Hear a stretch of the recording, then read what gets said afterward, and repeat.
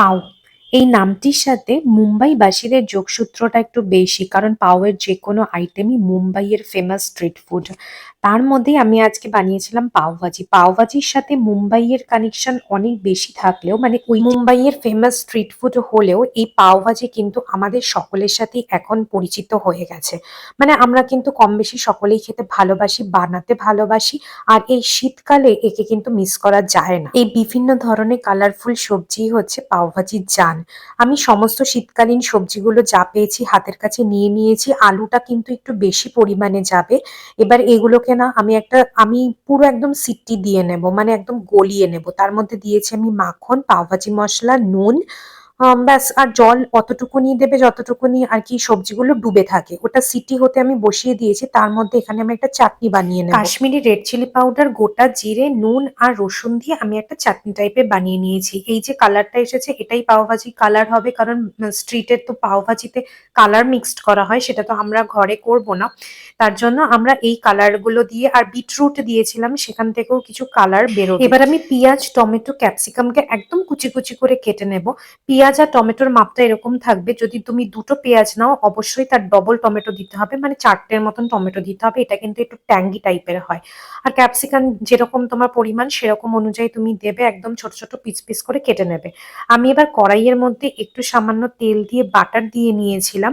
এটা বাটারেরই খেলা, মানে পাওভাজি করতে পাও, সবজি আর বাটার, মানে খালি বাটারই দিতে থাকবে। আমি একটুখানি কিপটেমি করে দিচ্ছি, কিন্তু তোমরা একটু দড়া ঝাঁতে দিও, তাহলে টেস্ট আরো একটু ভালো আসবে। প্রথমে আগে পেঁয়াজটা দিয়ে নেব। পেঁয়াজ কিন্তু ওই লাল লাল করে ভাজবো না, হালকা ট্রান্সপারেন্ট হয়ে যাবে তখন তার মধ্যে ক্যাপসিকাম আর টমেটো দিয়ে ভালো করে এবার এগুলোকে নরম করে নেব। এটা নরম হয়ে গেলে মাঝখানে আমি ফাঁকা করে একটুখানি বাটার দিয়ে ওই চাটনিটা দিয়ে দেব। ওই চাটনিটা দিয়ে এবার ভালো করে আমাকে কষাতে হবে। তার মধ্যে আমি কিছু গুঁড়ো মশলা দিয়েছিলাম, যেমন হলুদ গুঁড়ো, পাওভাজি মশলা, নুন। আর আমি এখানে লঙ্কা গুঁড়ো ইউজ করিনি, কারণ আমার বাড়িতে ছোট পুচকে বাচ্চা আছে, সে লঙ্কা মানে ঝাল খেতে পারবে না, কারণ পাওভাজি মশলা থেকেই ঝালটা অনেকটা বেরোয়। তো তোমরা যদি ঝাল খেতে পছন্দ করো তাহলে কিন্তু এখানে লঙ্কার গুঁড়োটা অ্যাড করবে। ভালো করে কষিয়ে নেবে। ব্যাপারটা কষিয়ে গেলে ওই যে যে আমরা সেদ্ধ করে রেখেছিলাম ওটা আমি দিয়ে দেবো। এবার ভালো করে ম্যাশ করতে হবে। ব্যাস, ম্যাশ করে 10 মিনিট 15 মিনিট ধরে এটাকে ফুটিয়ে নিলেই এটা কিন্তু রেডি হয়ে যাবে। এখানে আমি বলে রাখি, আমি এখানে কড়াইতে জিনিসটাকে পুরো ম্যাশ করেছিলাম, কিন্তু তোমরা যদি পারো তাহলে ওই প্রেসার কুকারের মধ্যেই ম্যাশটা করে তারপর এটার মধ্যে দেবে, তাহলে আরো বেশি ভালো হবে। একটুখানি মানে একদমই যাতে চাটনি না হয়ে যায়, একটু দরদরা থাকবে তখনই নামিয়ে নেবে।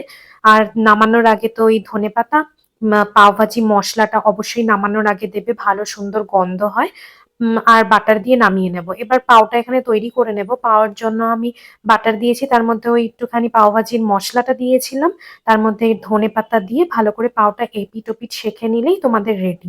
এরকম ভাবে পাওটা ভাজলে বেশ ভালো সুন্দর, মানে বেশি টেস্ট আরো লাগে। ব্যাস রেডি। দেখো, মুম্বাইবাসীদের মতন আমরা সকাল বিকেল রাত্রিবেলা তো পাও খেয়ে বেঁচে থাকতে পারবো না।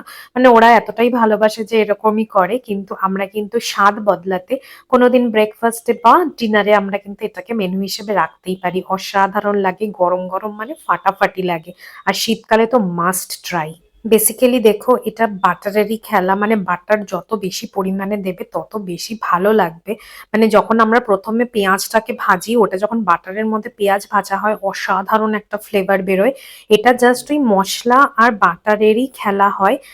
সবজির সেরকম স্বাদ উঠে আসে না। কলকাতাতে তো সেরকম ভাবে কখনো খাইনি, তবে ভুবনেশ্বরে আসার পর এক মহারাষ্ট্রিয়ান বন্ধুর সাথে আলাপ হওয়ার পর এই পাওভাজি প্রেমে পড়া।